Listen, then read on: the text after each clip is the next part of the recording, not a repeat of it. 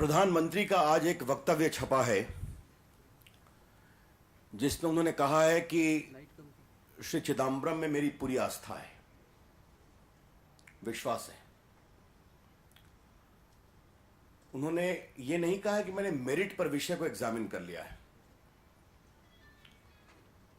हम प्रधानमंत्री जी से बहुत विनम्रता से पूछना चाहेंगे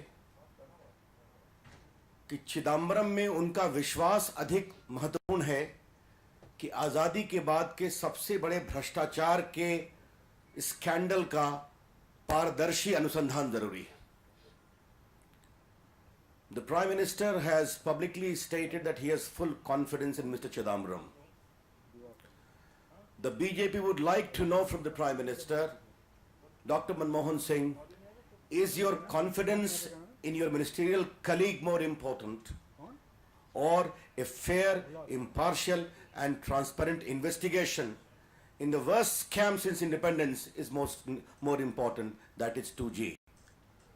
And the Prime Minister has not examined the issues on merit at all. हम एक दूसरा सवाल करना चाहेंगे कि वित्त विभाग से एक नोट प्राइम मिनिस्टर ऑफिस को गया था 25 मार्च 2011 को, जिसको लेकर काफी चर्चा हो रही है। हम ये जानना चाहेंगे कि ये नोट किसके इशारे पर बनाया गया था?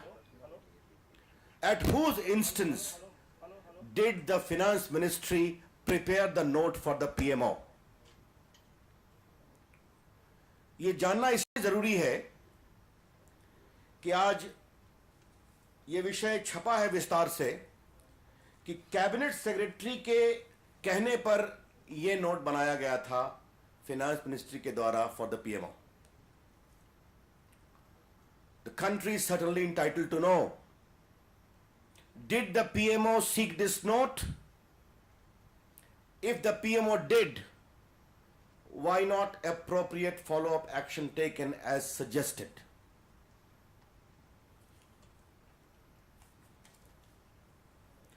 मित्रों, इस विषय की चर्चा हमने पहले कई बार की है कि प्रधानमंत्री जी ने राजा को इनोसेंट बताया था. The first time he said that in September, October 2009, and then he repeated that in July 2010 to be precise. Is the same story going to repeat in case of Mr. Chidambaram? बाद में आपको मालूम है कि editor से बात करते हुए प्रधानमंत्री ने कहा कि मुझे और ध्यान देना चाहिए था. Is the same story going to be repeated in case of Mr. Chidambaram?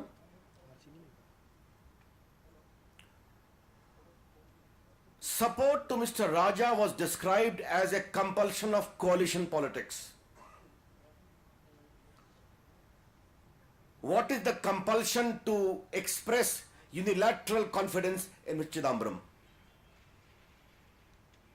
When acknowledged number 2, Mr. Pranab Mukherjee is having reservations about his role. Doctor Manmohan Singh ji, आपने राजा के बारे में कहा था कि गठबंधन धर्म की मजबूरी है.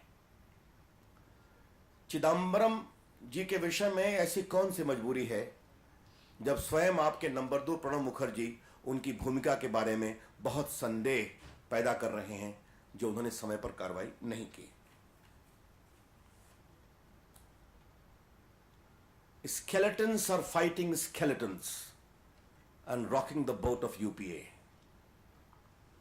How long, Mr. Prime Minister, you will keep quiet?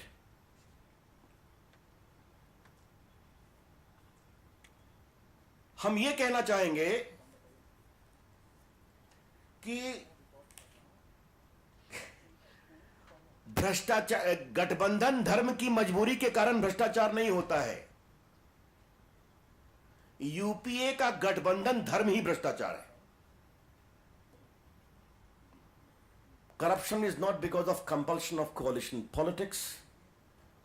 The coalition dharma of the UPA centers around corruption, where there is professional competition between one and the other to commit, encourage and shield corruption. व्यावसायिक प्रतिस्पर्धा है UPA के घटकों के बीच में. कौन कितना भ्रष्टाचार करता है और कितना छुपाता है।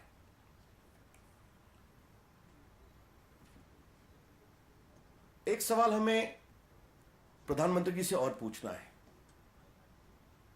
क्या चिदंबरम जी को अचानक इतना कस के बचाने की आवश्यकता इसलिए पड़ी है कि आग की लपटें कहीं पीएमओ तक नहीं पहुंचे? Is the compulsion to shield Mr. Chidambaram in spite of a note of dissent by the number 2 of the government is to ensure that the embers of fire of corruption of 2G does not reach the PMO? ये सवाल भी हम उठाना चाहेंगे। मित्रों, आज के हिंदू अखबार में एक बहुत इंपॉर्टेंट खबर छपी है कि 26 दिसंबर 2007 को प्रणब मुखर्जी ने एक पत्र लिखा था टॉप सीक्रेट प्रधानमंत्री को, जिसमें उन्होंने इस बात पर बहुत चिंता प्रकट की थी कि ये पूरे 2G लाइसेंस और स्पेक्ट्रम के एलोकेशन में एक क्रेडिबल ट्रांसपेरेंट पॉलिसी की जरूरत है। जो हो रहा है वो ठीक नहीं हो रहा है। और हिंदू अखबार की ओर से कहा गया है कि we are having a copy of the letter dated 26 December 2007। तो प्रणब मुखर्जी नंबर 2 हैं। उन्होंने यह चिंता सिर्फ 25 मार्च 2011 को नहीं प्रकट की थी, उसके लगभग 4 साल पहले दिसंबर 2007 में भी प्रकट की थी। डॉक्टर मनमोहन सिंह जी, आपने कार्रवाई क्यों नहीं किया, ये हम जानना चाहते हैं। सीबीआई का स्टैंड कमाल का है।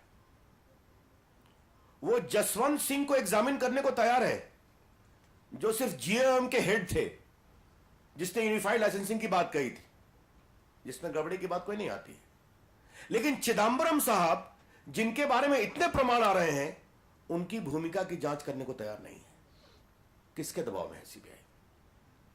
The BJP would like to know that the CBI is more than keen to take the testimony of Mr. Jaswant Singh, the then finance minister who only headed the GOM in 2003, leading to the unified licensing. There is no other complaint.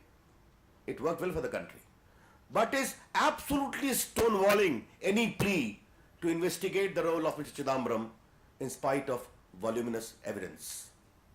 Under whose pressure is CBI? We would like to know. यही वो CBI है। मैं 2 monitoring की चर्चा करना चाहता हूं। Cash for vote scam में 3 साल कार्रवाई नहीं किया। सुप्रीम कोर्ट दबाव में आई तो विसिल ब्लोअर को बंद कर दिया। पैसा कहां से आया, सुप्रीम कोर्ट के कहने के बाद उसको जांच नहीं कर रहे हैं। अमर सिंह की गिरफ्तारी कितने दबाव में हुई ये भी जानते हैं। मनी का ट्रेल क्या है, इसकी जांच नहीं कर रहे हैं। यह सीबीआई का एक रुख।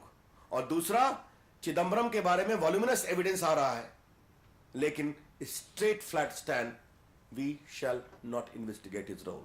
Why? मित्रों, एक अंतिम बात कहनी है कि कांग्रेस के कुछ मंत्री प्रवक्ता जो मेरे पेशे से आते हैं और मंत्री भी हैं, उन्होंने कहा है कि change of policy does not meet a crime. आप देख रहे होंगे, मैं किसी का नाम लेने की जरूरत नहीं समझता। ऐसे हमारे मित्रों के लिए और देश के लोगों के लिए आपके माध्यम से एक बात आज कहना चाहता हूं।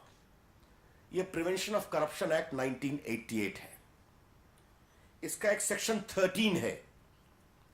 इसके सेक्शन 13 के मैं 2 सबसेक्शन रोमन II और रोमन III को पढ़ना चाहता हूं। क्या है section 13? Criminal misconduct by a public servant. A public servant is said to commit the offence of criminal misconduct if by abusing his position as a public servant, I repeat, by abusing his position as a public servant, obtains for himself or for any other any valuable thing or pecuniary advantage. And number 2, III, while holding office as a public servant, obtains for any person any valuable thing or pecuniary advantage without any public interest. That is the criminal charge of misconduct. Mr. Chidambaram was a public servant, being the Minister Government of India in the Department of Finance in the year 2007 and 2008 early. इस बात की उन्होंने बहुत चर्चा की है. मैं दोबारा कहना चाहता हूं, आप लोग जानते हैं, मैंने भी चर्चा की है, अरुण जी ने की है, कि उस समय के वित्त सचिव श्री सुब्बा राव, जो अब भारत के रिजर्व बैंक के गवर्नर हैं, उन्होंने 22 नवंबर 2007 को साफ साफ लिखा था कि ministry the entire spectrum is being decided without any indexation let alone current valuation, और ऑक्शन की बात कही थी. 15/1/2008 को एक नोट जाता है चिदम्बरम साहब का. ये सब आप लोग टीवी चैनल्स पर, अखबारों में कई बार आया है, कोई नई बात नहीं है. क्या कहते हैं चिदम्बरम साहब प्राइम मिनिस्टर के नोट में? मैं 3 लाइन पढ़ना चाहता हूं. Spectrum is a scarce resource. The price for spectrum should be based on its scarcity value and efficiency of users. The most transparent method of allotting spectrum should be through auction. फिर बाद में क्या कहते हैं? पुराने case में, in such cases the past में be treated as a close chapter. श्रीमान चिदम्बरम जी, आपके वित्त सचिव ने कहा कि इसको ऑक्शन करिए, इसका प्राइस डिटर्मिनेशन फेयर तरीके से करिए. प्रणब मुखर्जी ने 26 दिसंबर 2007 को पीएमओ को चिट्ठी लिखी, प्राइम मिनिस्टर को सीक्रेट चिट्ठी, कि इसका फेयर डिटर्मिनेशन होना जरूरी है. आप मानते हैं कि ऑक्शन बेस्ट है, लेकिन let the past be treated as closed. इसका क्या मतलब हुआ? 3G का ऑक्शन हुआ था, 35,000 करोड़ का टारगेट था, 68,000 करोड़ भारत सरकार ने कमाए. अगर 2G का ऑक्शन हुआ होता, जो पदाधिकारियों का मत था, तो शायद यह भी 30-35-40,000 करोड़ से कम नहीं मिलता, जो 1100 करोड़ 900 करोड़ में दिया गया. To the great patrons of Mr. Chidambaram who are sitting in the government, I would like a question to myself. Does the abuse of authority of Mr. Chidambaram fall under the mischief of 13(1) II and II or not? Namely, by abusing his authority, he allowed persons to gain pecuniary advantage without public interest. लोगों को सस्ते में spectrum मिल गए, सस्ते में licence मिल गए, और देश के राजस्व की क्षति हुई. इसीलिए आज मैं फिर, कल आपको सर्कुलेट किया गया है हमारे मीडिया विभाग की तरफ से, जो पीएमओ का नोट है, इसके पेज 104 पर स्पष्ट रूप से लिखा गया है वित्त मंत्रालय के द्वारा कि अगर लाइसेंस दे भी दिए गए हैं तो पब्लिक इंटरेस्ट में कैंसिल हो सकता है, क्योंकि कम दाम पर लाइसेंस दिए गए हैं. In my very considered view of limited knowledge of law, the crime of 13(1) Roman II and III is clearly available as far as the role of Mr. Chidambaram is concerned, which requires to be investigated. क्यों नहीं investigation हो रहा है, यह हमारी समझ के बाहर है. बीजेपी डिमांड करती है मनमोहन सिंह से कि राजा के मामले में आपने एक बार गलती की, आपने अपनी जग हंसाई कराई. चिदम्बरम के बारे में आप ऐसा न करें, वरना देश में जो दबाव है भ्रष्टाचार के खिलाफ, तो आपकी छवि, आपकी सरकार की छवि और धूमिली होगी.